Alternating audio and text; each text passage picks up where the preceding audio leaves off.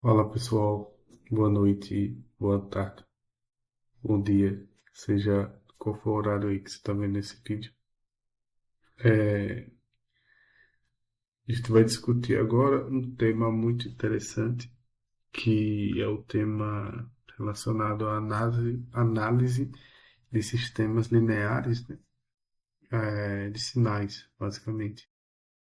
Então, essa aula é um pouco mais introdutória, né? A gente vai ver alguns conceitos relacionados a sinais e sistemas.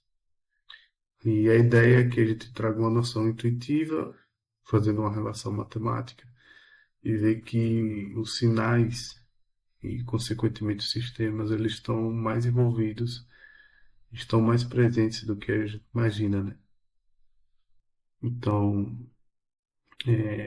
a motivação, basicamente, é estudar sistemas lineares, né, que precisamos entender o que seria um sinal, o que seria um sistema, né?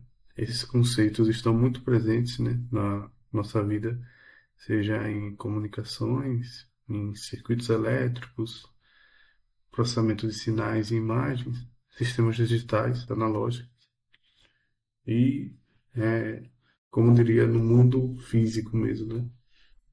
No nosso mundo, no nosso cotidiano mesmo. Tá.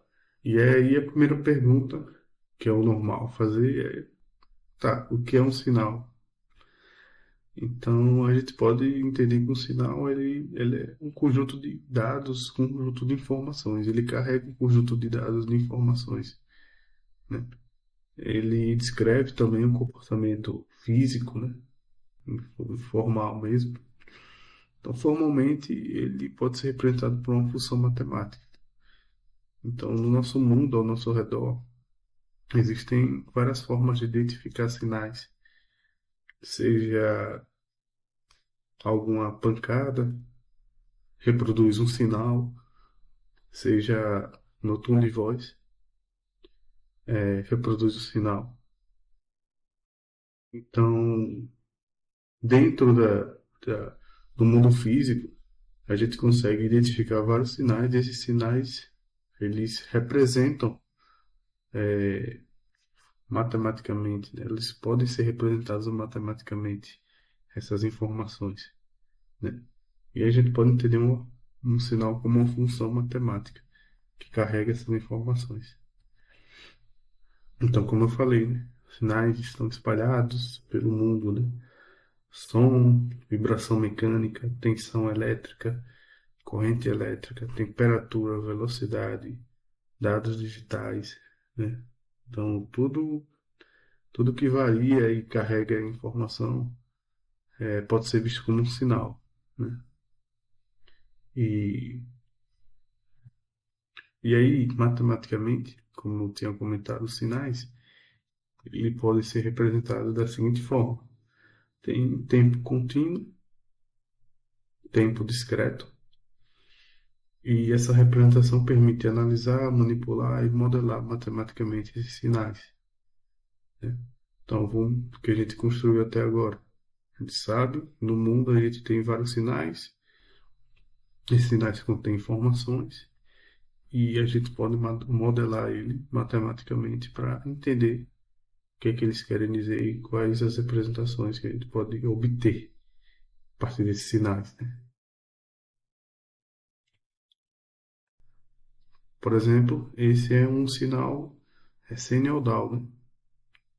Ele pode ser representado, por exemplo, por essa função x de t, ou um a, que vai ser uma constante. Lá na frente a gente vai ver que pode ser representado por uma constante que vai ser uma espécie de ganho. Tem um seno, a gente tem o 2π f de t, né? O a é a amplitude, aquele sinal, f é a frequência daquele sinal, t, tempo, né?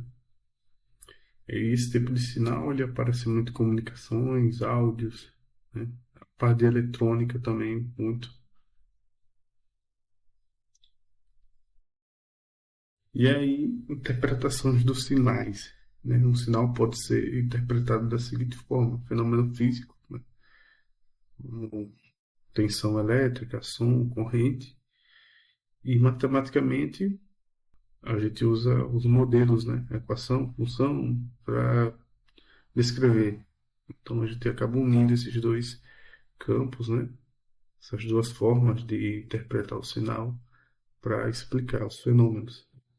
Então, a análise de sinais ele conecta tanto o mundo físico ao modelo matemático, né? Numa junção só. E aí, a gente define um sinal, a gente sabe o que é um sinal, a gente tem noção do que é um sinal, certo? Só que aí, a gente precisa definir o que é sistema, que é algo que fatalmente vai receber o sinal. Vamos supor que a gente recebe esse sinal de entrada, realiza uma certa operação e produz uma saída. Por exemplo, posso dar um exemplo de um amplificador, por exemplo, né? A depender de guitarra, por exemplo, você dá um sinal lá, né? Alguma entrada, alguma palhetada na guitarra, e aí ele vai fazer alguma operação e vai produzir uma saída. Seja o som mais amplificado, um mais agudo, isso vai depender das configurações do sistema. E aí, por exemplo, nesse exemplo eu trago mais a questão dos circuitos elétricos. Então, um sinal elétrico, o sistema é um circuito e a saída é um sinal elétrico, né? Isso é um exemplo mais simples que eu poderia representar. A representação matemática de dos sistemas, né? Ela pode ser representada por um operador. A gente pode pensar isso como uma composição de função, né? Onde uma função opera sobre a outra. Então a gente tem o nosso x de t, que é o nosso sinal de entrada, a gente tem o t, que é o nosso sistema, e tem o nosso h de t, que é o sinal de saída desse sistema. Exemplos físicos desse sistema. Por exemplo, um sistema elétrico com resistor e capacitor, o circuito RC. Então, eles podem ter as possíveis interpretações. Entrada, você pode dar uma tensão de entrada, X de T. O sistema é um circuito elétrico, né? Resistor capacitor. E a saída é uma corrente elétrica. E a gente mais na frente vai modelar esse circuito, vai tentar resolver esse circuito. O sinal, o sistema transforma um sinal, mas não cria uma informação do nada, né?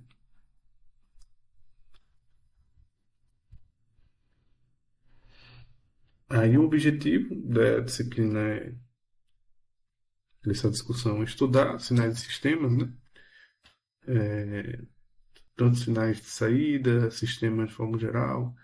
Aí o foco principal é em sistemas lineares, em sistemas invariantes no tempo, análise matemática e física, né?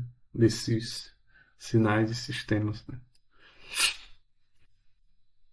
E aí, o próximo tópico, essa aula foi só uma motivação, basicamente, né? Sobre a disciplina, o que que a gente vai encontrar por aqui.